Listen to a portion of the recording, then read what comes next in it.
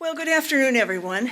I'm Michelle Easton, president of the Claire Booth Luce Policy Institute, and I want to welcome you all to our September Conservative Women's Network lunch. I want to thank you for joining us today, and special thanks to our partner, the Heritage Foundation, Bridget Wagner here. We've been doing this together every month for a long time, too many years to count, and it's a great pleasure for us. We are so happy today to have Emily Miller as our CWN speaker to talk about her brand new book, Emily Gets Her Gun, But Obama Wants Yours. Great title. It's another great Regnery book. She's the senior editor of the opinion pages at the Washington Times and writes columns about national policy issues and makes regular appearances on national TV and radio as an expert on gun control and other important topics. Her reporting on the Second Amendment, including her Emily Gets Her Gun series on the District of Columbia's gun laws, has won her several awards.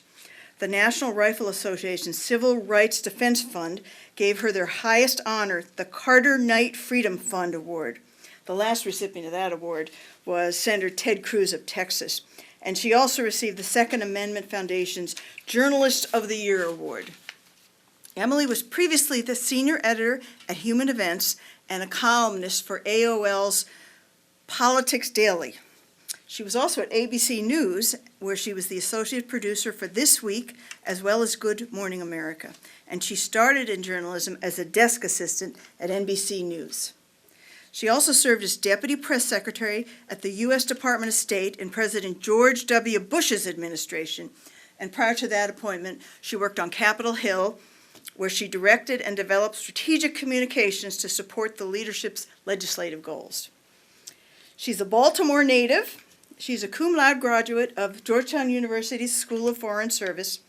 Please join me in welcoming Emily Miller. Thank you. Thank you.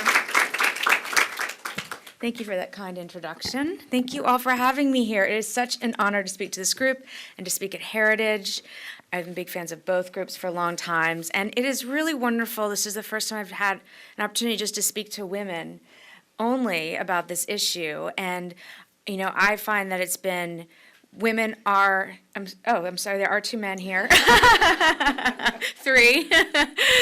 But the reason is because, you know, the gun ownership and Second Amendment has been dominated by men for so long, as if it's a men's issue. And it's really just a human issue. It's an issue of self-defense, and it's an issue of constitutional rights. And the reason, I wrote this book because of everything that's happened in the Second Amendment, the assault on the Second Amendment this year. And unfortunately, since the terrible Newtown tragedy at Sandy Hook Elementary School, President Obama has used that to exploit it, to push his gun control agenda. And to some extent, he has had quite a bit of success, and 5 states have passed gun control laws this year. And they've tried to get a vote in the Senate. They didn't quite get to 60, despite Mayor Bloomberg, who I call President Obama's money man, spending tens and tens of millions of dollars. They're now spending those tens of millions of dollars around the country to try to change those votes. So it's been a big year for going after gun owners and Second Amendment rights. And it's very important that people be aware of the misleading information that's coming out of this White House. It's coming out of liberal media, not the Washington Times, that is confusing people. And so as women are getting more into shooting and self-defense and recognizing that the Second Amendment applies to us just as well as to men, our voices need to be heard. Our voices are being heard.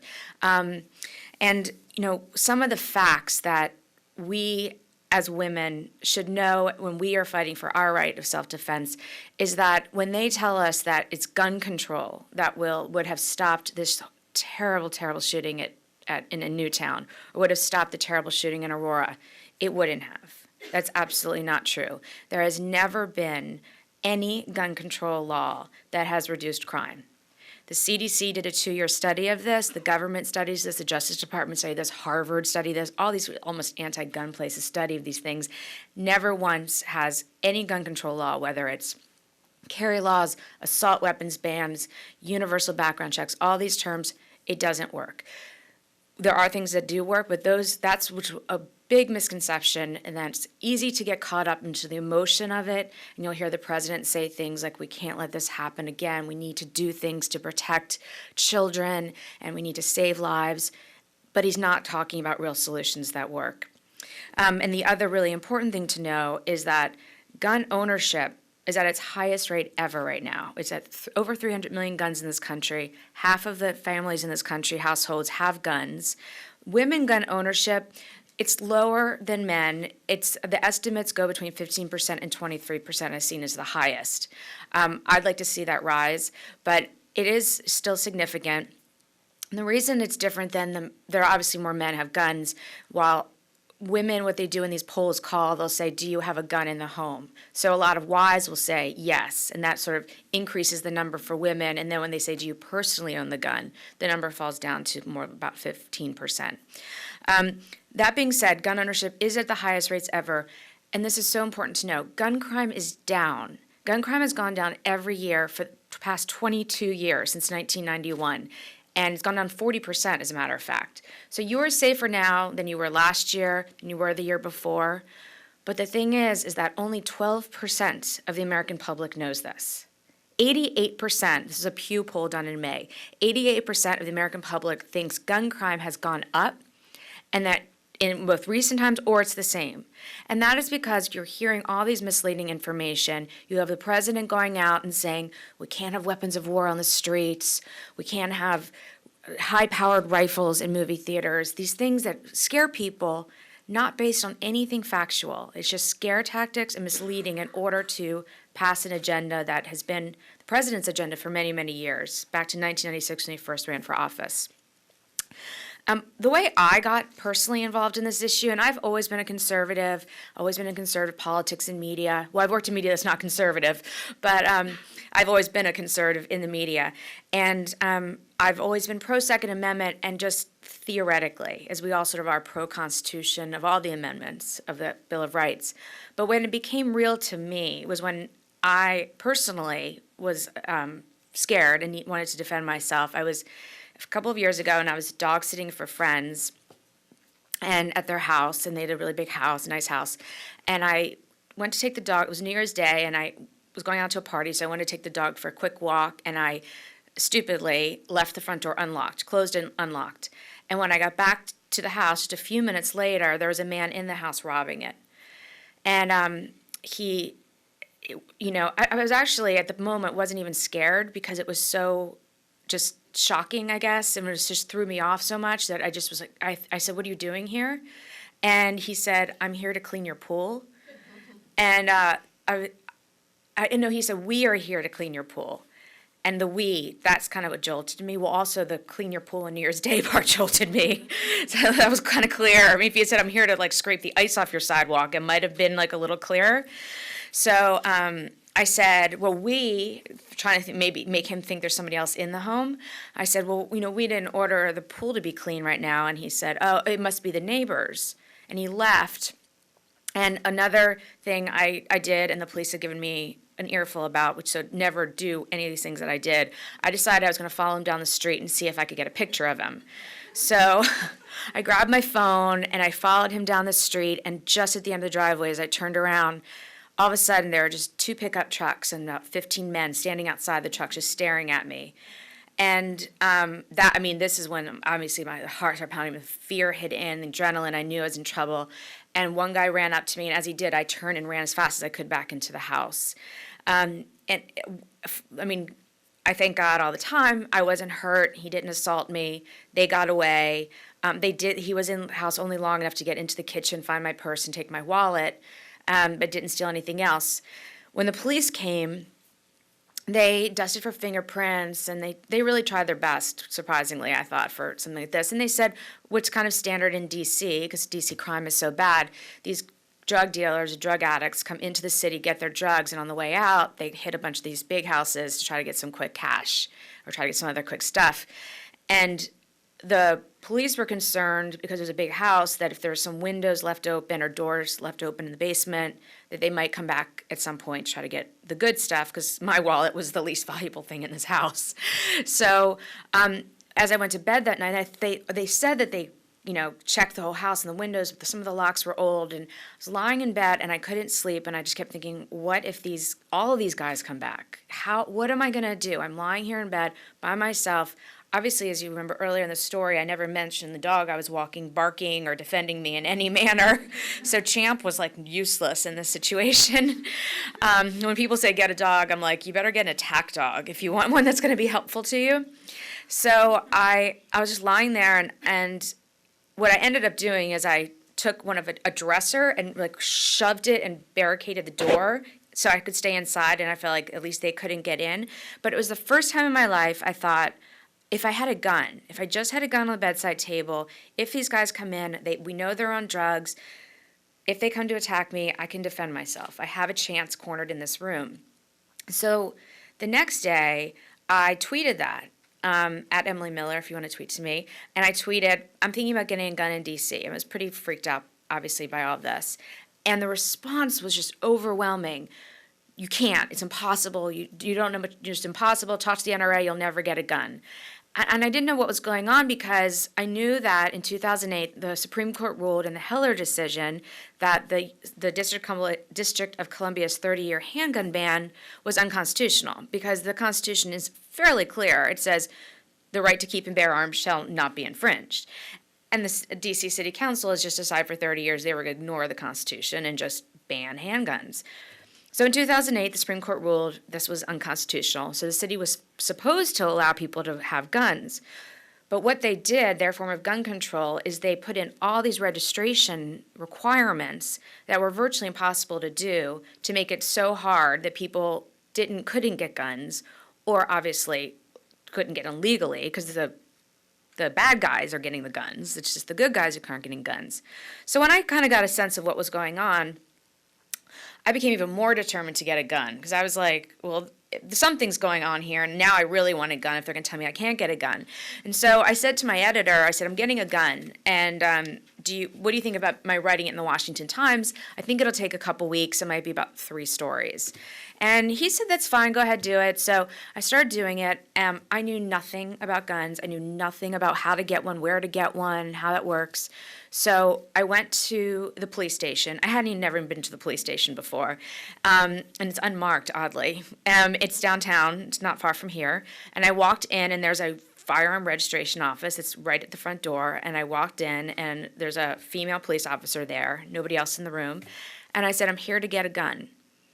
And she said, are you registering your gun? And I said, no, I just need that permit. Because at this point, I thought getting a gun was like getting a license for a car. Like you get the driver's license, then you can get a car. Like I thought it was that order of things. The registration process is you have a gun, and then they approve it or not and register it or not. But you can't get a gun until you've gone through a bunch of hoops. So I said, no, I don't have a gun. I need to get a gun. I don't know where to go to get a gun. And she said, oh, okay, listen, what you need to do is you need to talk to Charles Sykes, and then you need to take the safety course, and then you need to do this, and don't forget to take this test, and this test is multiple choice, and there's a lot of trick questions on it. And she's like throwing all these things at me and putting all this paper on the counter. It's like the stack this big. I was like, I don't understand. I just want, and she goes, and you can't get a permit. You can't take it out of the house. You can have one and keep it at home. Do you want did you want a Glock? I'm like, I don't know what I want. I just want a gun. So that's what started it, and it ended up, because of all these hoops, because of all this paperwork and documents and classes and tests, it was 17 steps to get a gun. And the series that I proposed to my editor of being 2 weeks ended up taking 4 months to get a legal gun. It cost $435 in fees. And obviously that's prohibitively expensive for most people in D.C. It was prohibitively expensive for me. And that doesn't include the cost of the gun. And that actually, I tried to expense the gun. My editor had nothing to do, was not going to do that. Because guns are expensive. I didn't know. I thought a gun was like $300, but it was like $780. They're a good one. You know, you can get one of those ones on the streets. But anyway, and that's the thing is that the criminals is they're not going like I am to a 5-hour safety class, and they're not taking written tests, and they're not taking ballistics tests, and they're not going to the police station 3 times, and all the stuff that we law-abiding people are doing, they're not doing that. That's not how criminals get guns, and all the Justice Department studies and all the They do a lot of polling of people in jail and ask them where they got the guns, or ATF does.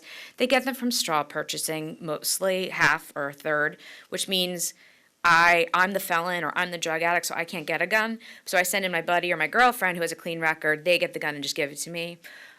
About half of them are stolen, and the rest are bought on the streets. So again, they're not going to the police station before they get their gun for approval. And one of the things, the biggest one as a woman, the hardest part of the whole process was there's a requirement, as I mentioned, there's a 5-hour class they make you take. And they're not teaching you how to safely handle a gun. They're not teaching you how to shoot. What they're teaching you are the laws of Washington. So you have to sit for 4 hours in a classroom, and the big document that Officer Brown on the first day at the police station, they just read it to you, 1 page at a time. It was just the most tedious thing. Well, it took a long time for me to take this class because what the city did is they give you a couple-page document with names and phone numbers on them, and they say you have to take this class and come back with a certificate saying you took this class. And on this piece of paper, there's no business affiliation, no address, no email, no websites. They're just random men. And none of them are in Washington because it's illegal to teach the class in Washington. They're all in Virginia or Maryland, at least by their area codes. So I started calling, and so many of them weren't teaching the class, or I got voicemails and wrong numbers, and the list had never been updated. And in the end, after I went through all 47 names on the list, I came up with 4 people who were currently teaching the class, and they were allowed to charge whatever they wanted. I don't know who these people were. So I went back to the police station. I called and I said, I'm going through your list and there's all these strange men on it. How do I do this? Who are these people?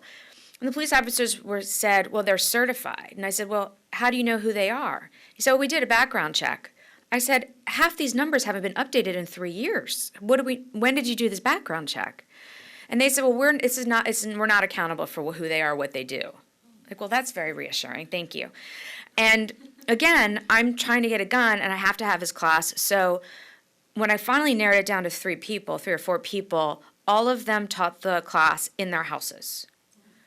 And I was like, and I don't know who these people are. They're still just random names and phone numbers. And I thought, and my editor was kind of on my case because I'd slowed down this series by then because I couldn't figure out how to take this class, and he kept saying, just take it from anyone on the list. And I was like, he's 6'4", 215. I was like, sure, you can go into some random dude's house and take a class from an armed man. I'm not. I was like, it's a different scenario. And Richard, my editor, was like, I hadn't thought of it that way. I'm like, yeah, I don't think the city council thought of it this way. How is a woman supposed to safely go to an armed man's house and when you're unarmed and a complete stranger? And the final guy who was offering to teach it, he said, I teach the class, it's in my basement. I said to my boss who was on my case, I said, look, I've seen Silence of the Lambs. I'm not going to get skinned alive and thrown in some hole in order to finish this series. So I was like, I was almost at the point of I'm honestly giving up. I was like, I'm not putting my life in danger in order to get a gun to protect myself so my life's not in danger. Like, this has gotten so convoluted. And in this process, I talked to the city council. When I started exposing everything that was going on, the city council moved to change the laws to make it a little bit easier to register guns. And at one point, they had a hearing on this, and I testified that obviously you never thought about women in this scenario, or you wouldn't be sending us out to go to strange men's houses who are armed. So they ended up, by spring, they took that requirement off the law, and they changed the law. So that part's not required anymore, and a few other things changed. But all that being said is the reason that I really wanted to write this book is because that happened right before Aurora and then right before Newtown. And that's when Obama got reelected and decided to make his second-term priority, one of his major priorities, gun control. And I had just gone through all of this to defend myself, to have the right to keep arms. And why, and my issue was, why are we spreading these laws around the country? Now, I've got 5 new states that have them. We already had 8 states with these same exact kind of laws. And crime is going up.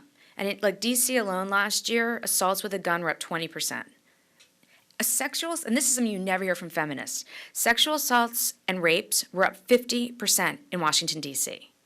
And I always wonder, where are the feminists on this? And it's just, you are not safe in this city, and you need to find a way to defend yourself, and people aren't going to go through 11 steps or 15 steps to get a gun to defend themselves. So it really concerns me that as these laws are spreading through the country, and as this president, backed by Mike Bloomberg, are purposely trying to spread gun control laws, it makes everybody less safe. Because one thing we know is as gun control has gone up here in D.C., so has crime. We also know that as gun ownership across the country has increased, crime has gone down. So those are the parallels we know. And, there are solutions, and you rarely hear them from this White House because the solutions they want are more gun control, because they go back to gun control. Even though it's been proven to fail, they always go back to it, and I think that comes from their political philosophy of control of everything in our lives, whether it's our health care, whether it's our education, whether all these aspects, they want to control our guns and our right to self-defense. But there are solutions and are things that we can do. One of the major flaws in our whole background check system for getting guns, when you buy a gun, which I went through, the dealer calls the FBI and does what's called a NICS check, which sees if you're one of the types of people who we as a society have decided should not have guns, whether you're a felon, convicted drug user, mentally ill, severely mentally ill. People always ask me about that. I'm like, no, if you've got like a few problems and you went to a therapist, you're okay. It's like you have to have gone to a mental hospital or been, ruled incapable of standing trial because you're mentally ill. Those people are the ones none of us want to have guns. Dishonorably charged to the military, illegal aliens, all those people. Then they do a check, it's instant, and if you pass, you get your gun. Well, the problem is a lot of these states are so worried about these severely mentally ill people's privacy, they're not putting the records into the FBI. And I have in my back of my book, you'll see an appendix on what states have them and don't have them and put them in. And Maryland put 6 records in last year. Maryland passed one of the most radical gun control laws this year, and yet they put 6 mental records into this background system. I'm from Baltimore. I know more than 6 totally crazy people who should not have guns. I'm sure there are more records out there. So that's one of the most important things we need to do. And then the other really important thing is prosecuting illegal possession of guns.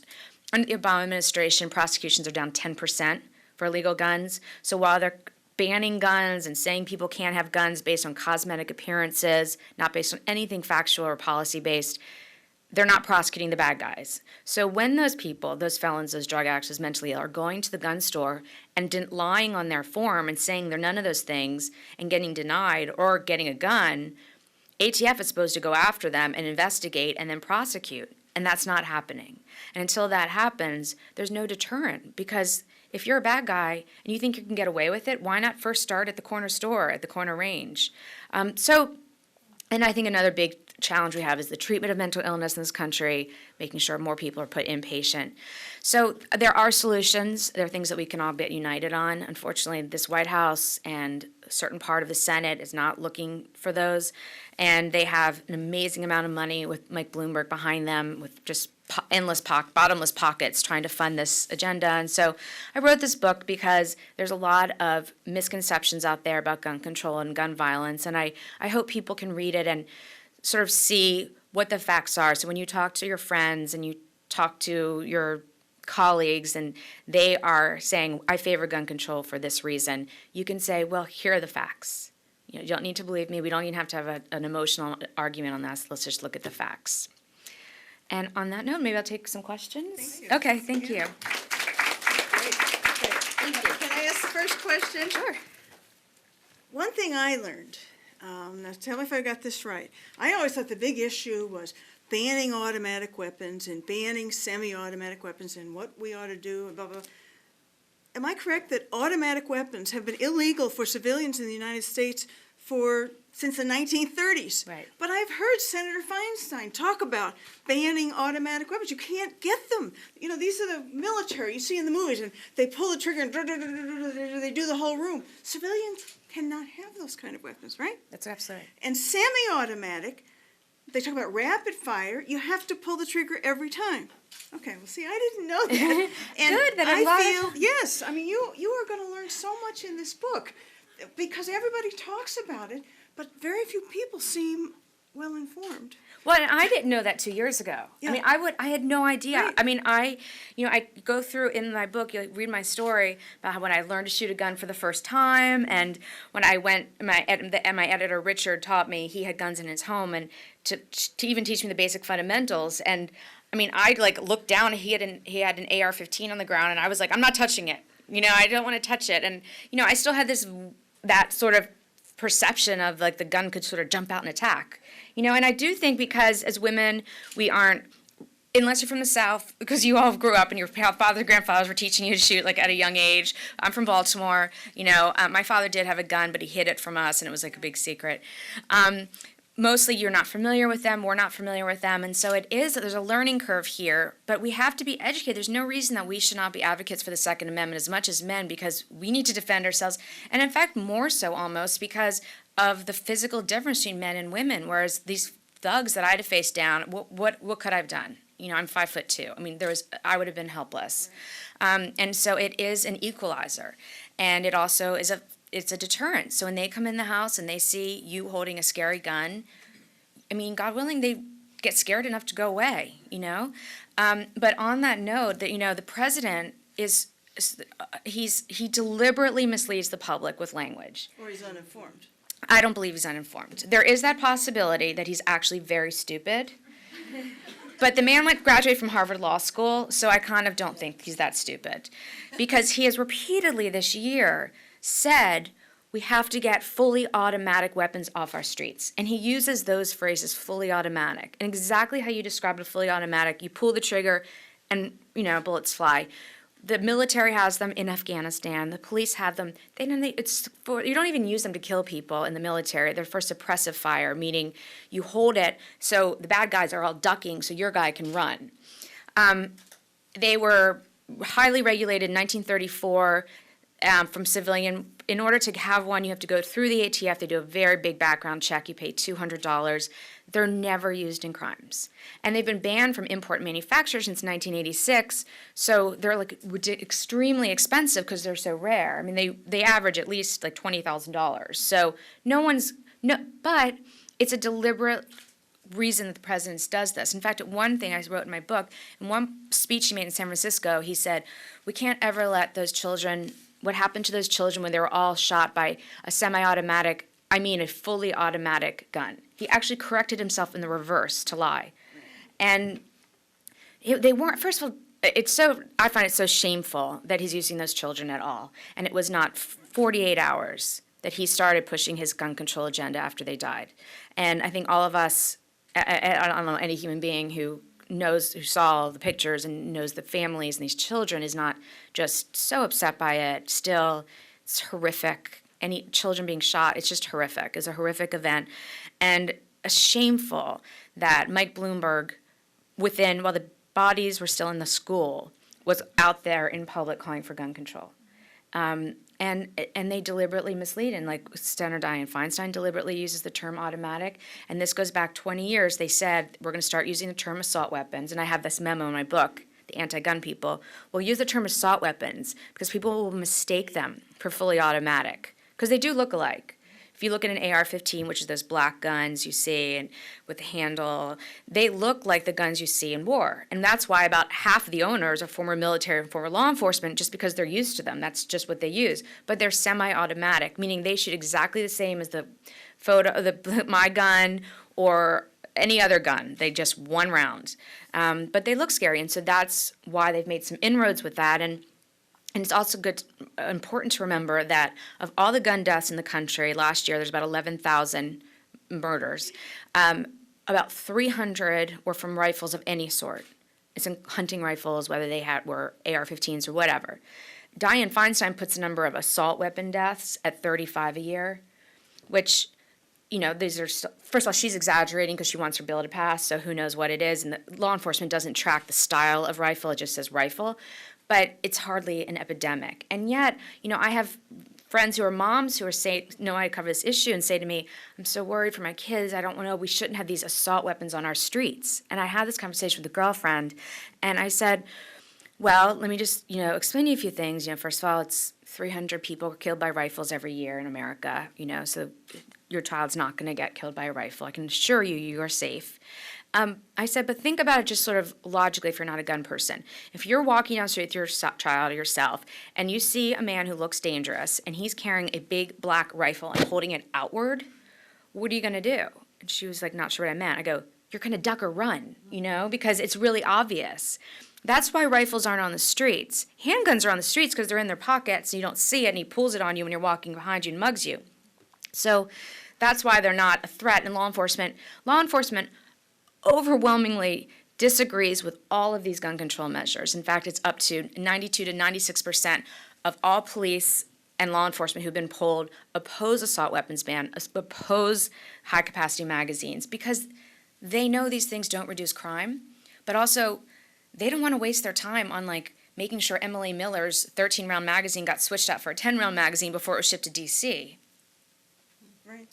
I know that some of you must have questions. Do we have a mic here today? Oh, yes, here's a microphone, and if you'll raise your hand and give your name and affiliation, and Emily, I'll let you call on people. Oh, okay, sure, right there. Oh, it's my turn. My name is Donna, and I'm from Arlington. I'm not affiliated with anybody. I just want to thank you for making your book available on Audible. I was able to get it as a result of your talk on WMAL. Oh, thank you. And you also mentioned that Terry McAuliffe is having Michael Bloomberg support him. Yeah. So Virginia gun laws are going to be in danger should he win the election.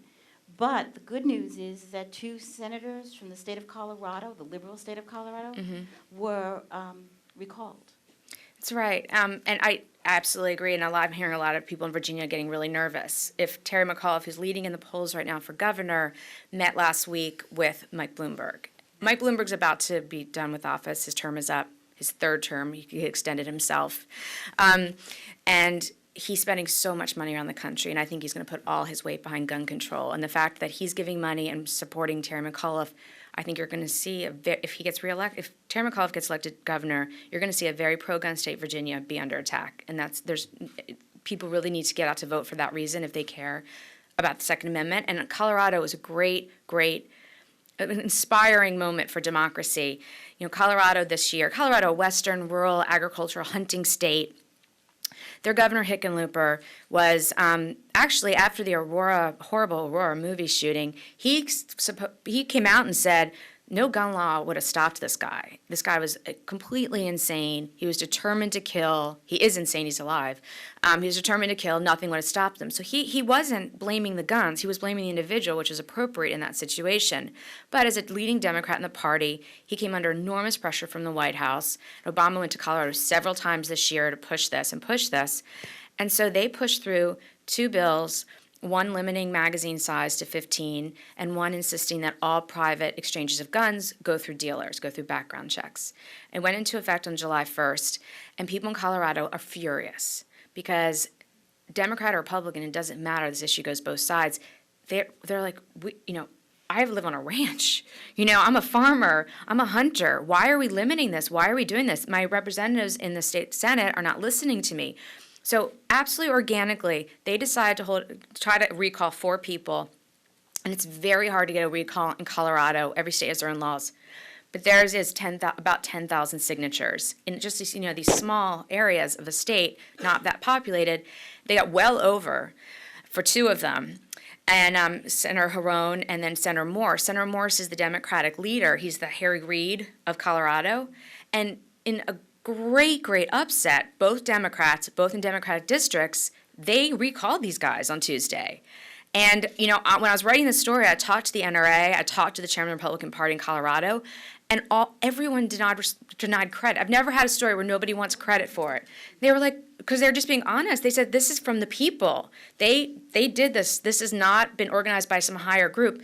And what is even most remarkable about it is Bloomberg and his allies and the labor unions poured over $2.5 million into these 2 small state recall races, well outspending the NRA or the Republican Party. And yet, they still recalled them. Unfortunately, though, the bad news of that is these laws are still in place. It doesn't change the laws. Those are going to have to go through the courts, and there's already a lawsuit in federal court over those laws being unconstitutional. almost all the sheriffs in Colorado support it. So it is a great example of how Bloomberg can't buy votes around the country, and it's the first time he's been lost that. Unfortunately, it's a little too late for this people, and so that's why I hope that people, one of the things I like to hope in my book is they read, if you're seeing the gun control spread in another state, and they are being proposed in a lot of states and on the federal level, stop it before it happens, because it's a lot harder to get a law taken back or recalled, overturned in the courts than it is to not get it passed in the first place.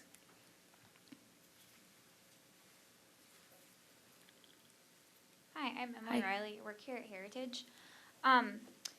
The same thing that happened to you with walking your dog, coming in and finding someone in the house, happened to my mother last week. And luckily, she was armed and scared him off. But my question is, what if someone comes in your house and you're armed and you kill them? What are the laws involved? Are you going to get charged with manslaughter? No, I'm so thank God about your mom. Where did that happen? What state? Okay, great. Well, thank God that she's okay. No, this is an issue that is coming up more and more over the stand your ground, which you heard about a lot recently, which had nothing legally to do with the George Zimmerman, Trayvon Martin case, but was brought out because the president said, now we're going to look at stand your ground laws. And stand your ground laws came from what's called the Castle Doctrine. The Castle Doctrine means your home is your castle kind of thing, and it came from ancient England, when the idea was that you have the right to be as safe in your house as the king does in his. So it is, if somebody comes into your house with the intent to harm you, do great physical harm or kill you, you have the right to shoot. And most states have this just as common law, or law, but a lot of activist judges and juries were doing differently, and so many states in the past few years have passed this Castle Doctrine law to make sure that it's clear that the person who is in defense, because some states start having these odd ways where they would say, for example, in the case with your mother, that if she could have run out the back door, she would have been obligated to run out the back door in her own home. And most people don't know that and think, of course, I'm in my house and someone comes in and I'm supposed to be running out the back door. And the way that sense of that law was is if you could conceivably get away safely. And most people, when they realize that that was on the books in the past about 7 years this has come about, have said, that's crazy. I'm not going to take my chance and turn my back on an armed intruder and try to run and get away. I have a gun. I'm going to, and Castle Doctrine is in your own home. Stand your ground is outside the home. So it's the same concept, that if you're, say, on your front yard and the guy's running up to you with a gun, there are people who have had people run up to them to shoot them, have shot back, and have gone to jail, and are in jail now. I know of cases, because in theory, they say, you could have kind of run away on your own property, in your own yard. And so that's what stand your ground is that if somebody is about to kill you, and you cannot get away safely, you have the right to shoot and defend yourself. It seems common sense, and it's what we would all do instinctually, but some people have been put in jail, and so a lot of states have moved to put that into law. But you're fine in North Carolina. Yeah? Oh. Either one. Perfect. My name's Alyssa. I work at Heritage as well. I'm actually from Aurora, Colorado, and so I was there when the movie shootings happened, saw a lot of that happen. I also worked in the Colorado legislature at the time when the strict gun laws actually were going through. So of course I appreciate you kind of talking a little bit more. I wanted to talk about the recall election a little bit more. How do you see moving forward is this going to be an example for other states with strict gun laws? Are the people going to kind of rise up and stand for having guns and being able to really, of course, defend themselves? Definitely what happened in Colorado inspired a lot of gun groups around the country. And, talking about this, but just in basic political terms, it's a lot of money to spend. We had millions of dollars poured into these races when you've got a midterm election coming up. And while Mike Bloomberg can afford it and has no problem affording it, when you've got these other groups in the Republican Party, and it's expensive to do. Like John Morse, who was recalled, the Senate Democratic leader, is term limited. So all this money was spent on a non-election and nothing changes. The laws don't change. I think what hopefully the wake-up call is that they need to lobby harder to their legislatures before these laws get passed. before it goes any further. And right now, on the Senate level, there's so many people getting hit by attack ads around this country because Bloomberg is still trying to turn the votes so they can get 60 votes in the Senate. And support that's where people can do is support their senators who have stood up and said, I support the Second Amendment, I'm not going to go along with this, so that they don't change votes and they can't pass it. But it's really, politically speaking, it's, as much as this was, I think, a great uplifting movement for everyone, and really push Bloomberg back, and is great for democracy, politically speaking, it didn't make a huge lot of difference.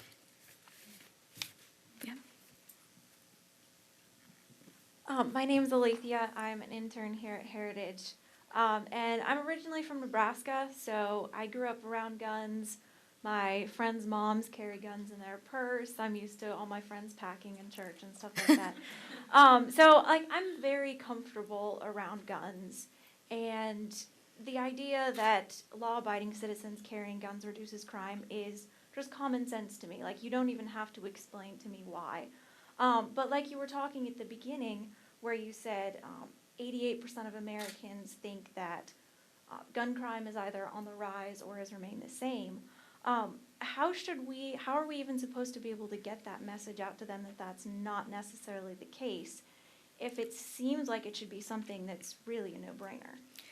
It's, I sometimes I think if I could sit down with 300 million Americans separately, I could really change minds.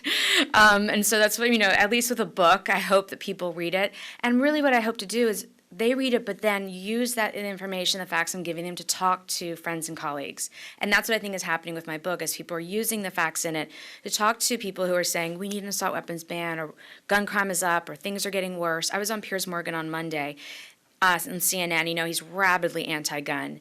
And he just said it as fact. He said, when there's more guns, there's higher crime all the time. And I was like, no, there's not. Stop. And I stopped him. I said, no, there's not. Gun crime is down. It's been down. It's down 40% since 1991. It is not down. And I was like, and I might add, Piers Morgan, in Britain, when you had a ban in 1997, gun crime went up, went down, it went up, it went down, and then it finally started repealing. Here in the United States, as gun ownership has gone up since 1991, crime has consistently gone down. We've had no upticks.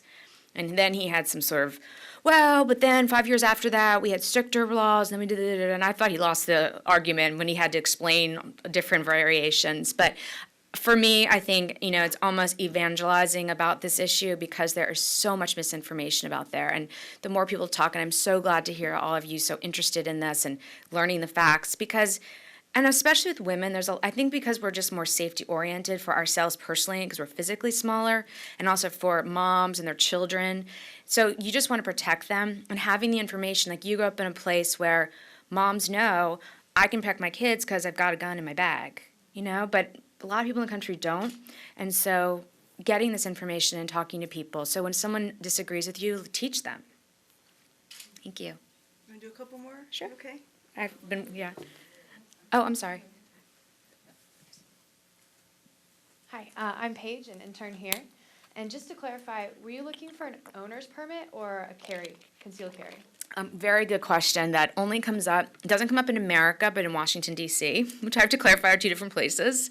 Because in America, you have this constitution that says you have the right to keep and bear arms. Keep meaning own in your home, bear mean carry. But in the District of Columbia, for 30 years, they ignored the keep part and the bear part. And the Supreme Court ruled on the keep part and said, yes, no, people can own guns in D.C., but they did not rule on the bear part. And they're going to at some point on either the D.C. case or other cases. But as of now, Illinois was the last state that did not allow people to carry guns outside the home, and there's a federal court overturned that law, and they had to change it just in June. So now you can carry a gun outside the home in Illinois, which leaves the District of Columbia, the nation's capital, the only place in the country where you cannot take a gun out of your home.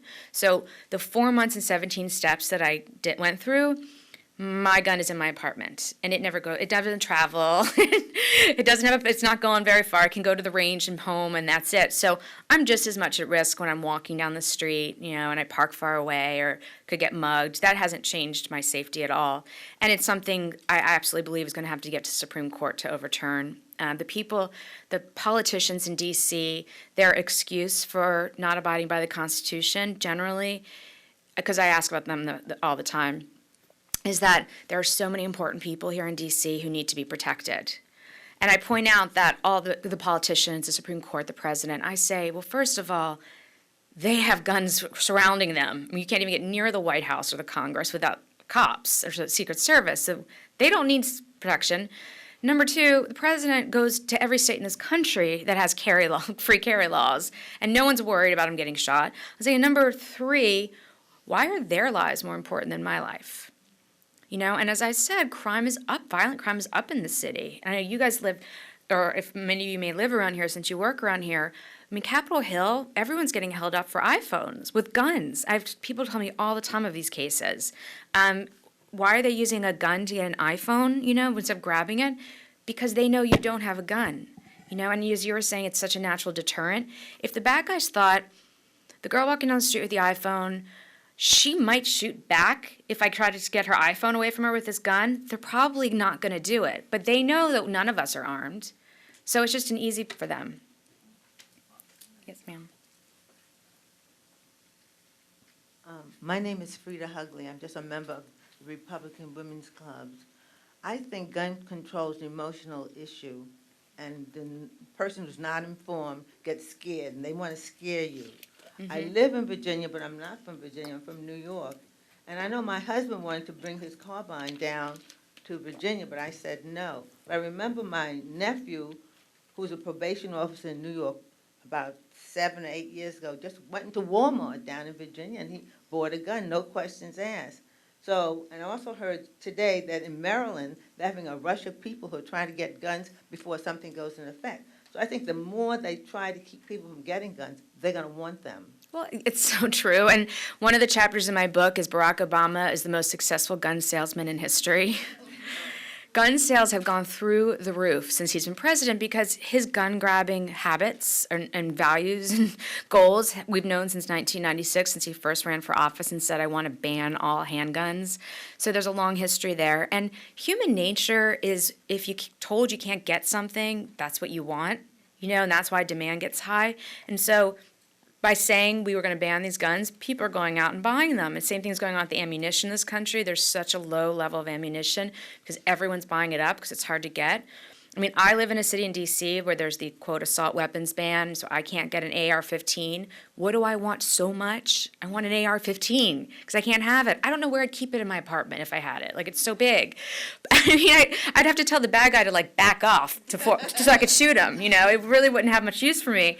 But because you can't have something, you want it. And, you know, it's so basic, the Second Amendment, and yet we're seeing these rights being taken away. And like you said, in Maryland, they're one of the states this year that's passed radical gun control, even though they passed an assault weapons ban in Maryland. And even though one person was killed by a rifle last year, probably a hunting rifle, because there's a lot of hunters in Maryland, one. But yet they're abridging the rights of all these other people. It's really quite remarkable.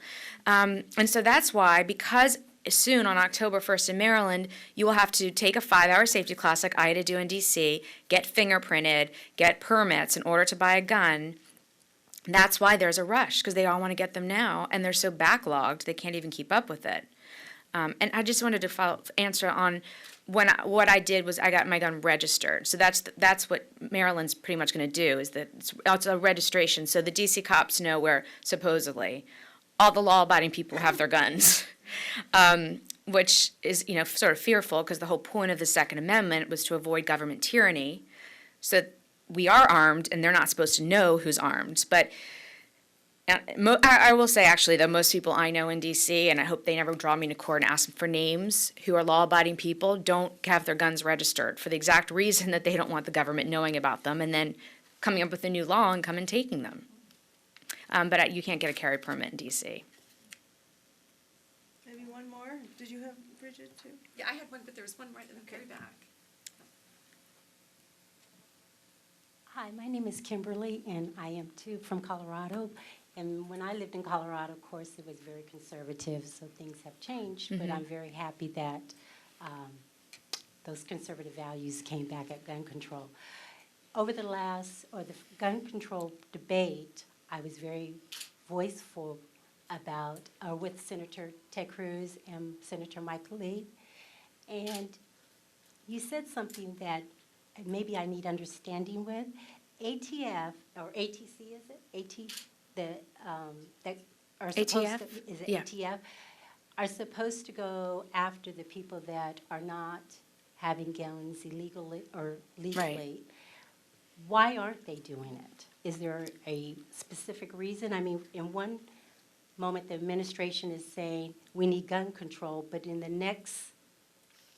Well, one, the they're issue, saying- it's very interesting, and I didn't even quite understand it myself until I started writing about it, about how the background check system works in order to stop illegal guns. What it is, again, it's called NICS, and it's an FBI database with all the, supposedly, they're not all in there, the records of all these people who aren't supposed to have guns. And then you go into the store, and they either make a call or do it on the computer to find out if you're one of those people. And then what happens is there's called NICS denials. So they'll say, Emily Miller, you're not approved, you have to come back in 3 days. And sometimes they do that deliberately, so you're the idiot felon who comes back in 3 days and they arrest you. Sometimes it's my name, Emily Miller, there's a millions of me and they got it messed up and it's someone who's denied for the wrong reasons. All those denials go to ATF, from FBI to ATF. They sort through them, figure out who's been in there for the right reasons and who needs to, and then it goes to the ATF field offices. And then they're supposed to investigate. And as that, we start with the millions, it goes like this, it goes like this, it goes like this. And there were 60 prosecutions last year. 60 in the whole country. So, and what is so unbelievable, and again, it goes back to the president and the vice president willfully.